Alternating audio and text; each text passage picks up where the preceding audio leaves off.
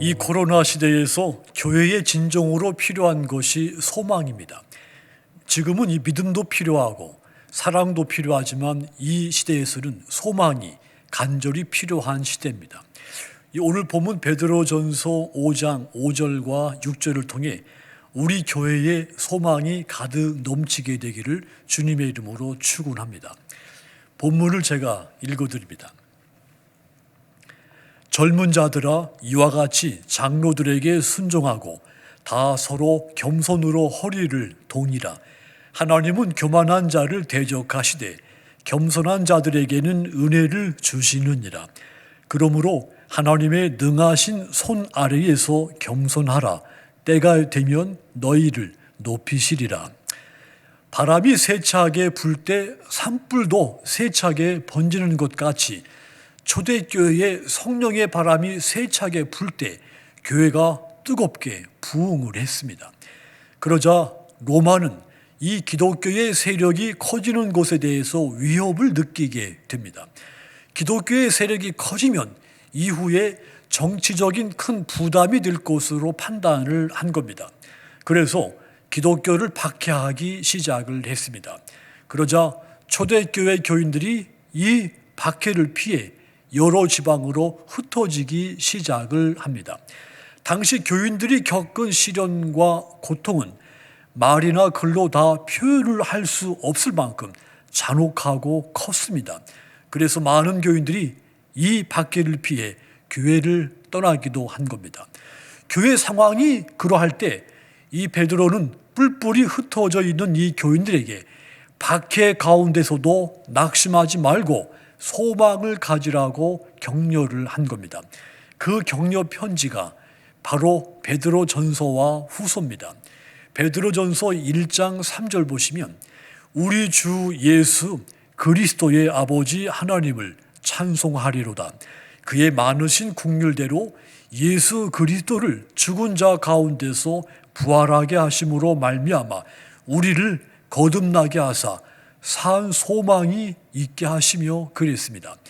우리 주 예수 그리스도의 하나님 아버지께 찬양을 드립시다 이 말이죠. 왜냐하면 하나님이 예수님을 죽은 사람 가운데서 다시 살리심으로써 우리에게 산 소망을 안겨주셨기 때문이다 그랬습니다. 그러면 소망이 무엇입니까? 정말 소망이 우리에게 그토록 절실하게 필요한 것일까요? 웹스터 사전에 보면 소망이라고 하는 것은 실현의 기대를 가지고 바라는 것이 소망이라고 했습니다. 그러니까 소망을 가진다 이것은 한마디로 자기가 원하는 것이 현실 속에서 이루어질 것을 간절히 기대하는 것입니다. 닐이라고 하는 사람도 이런 말을 했죠. 사람에게서 재물을 빼앗아 보십시오. 그를 방해하는 것이 됩니다.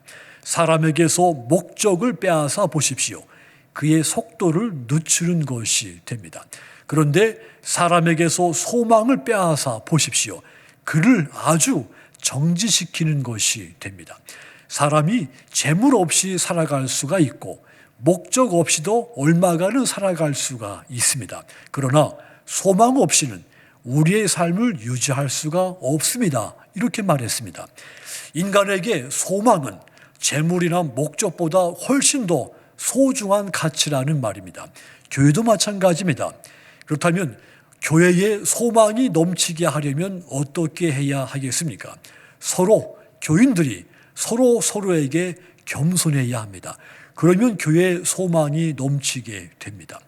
본문 5절과 6절을 다시 읽어드리면 젊은 자들아 이와 같이 장로들에게 순종하고 다 서로 겸손으로 허리를 동이라. 하나님은 교만한 자를 대적하시되 겸손한 자들에게는 은혜를 주시느니라. 그러므로 하나님의 능하신 손 아래에서 겸손하라. 때가 되면 너희를 높이시리라. 교회 안에 젊은 사람들은 장로들에게 순복하고 서로 겸손으로 허리를 동이라고 했습니다. 하나님은 교만한 사람을 대적하지만 겸손한 사람에게는 은혜를 주신다고 했습니다. 그래서 교회 안의 모든 성도들이 하나님의 능력이 많으신 손 아래에서 서로에게 겸손해야 하는 겁니다. 젊은 세대는 겸손하게 어른 세대를 존중하고 어른 세대는 또한 겸손하게 젊은 세대를 존중해야 하는 겁니다. 세대 간에 서로가 서로에게 겸손하게 존중할 때 그 교회는 소망이 넘치게 되는 겁니다. 베드로는 모든 교인들이 겸손의 옷을 입으라고 했습니다.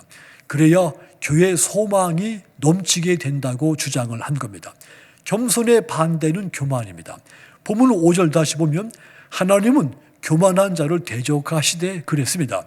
하나님은 교만한 자를 물리쳐내신다. 거절해서 그들을 받아들이지 않으신다는 말이죠. 베드로가 교만에 대해서 매우 강한 전쟁 용어를 사용을 했습니다. 그만큼 교만은 하나님이 적대하시는 행위라는 뜻입니다. 하나님께서 왜 교만을 이토록 강하게 적대하실까요? 교만한 성도들이 아름다운 교회를 분열시키고 소망이 넘치는 교회를 절망에 빠뜨리게 만들기 때문이죠. 그래서 바울은 에베소 교회를 향해서도 겸손하라고 권고를 했습니다.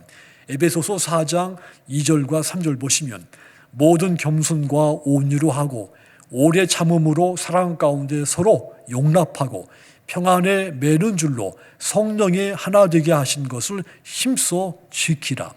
모든 겸손으로 사랑 가운데 서로 용납하라 그랬습니다. 그래야 교회에 소망이 넘치게 될 것이라 이런 이야기입니다. 저는 우리 교회 안에 소망이 가득한 것을 봅니다. 이것은 여러분들이 지금까지 겸손하게 서로에게 존중했기 때문이라고 믿습니다. 바랍니다. 여러분들께서 끝까지 겸손하게 신앙생활 하셔서 우리 교회 안에 있는 이 소망이 영원하게 지속되기를 주님의 이름으로 축원합니다.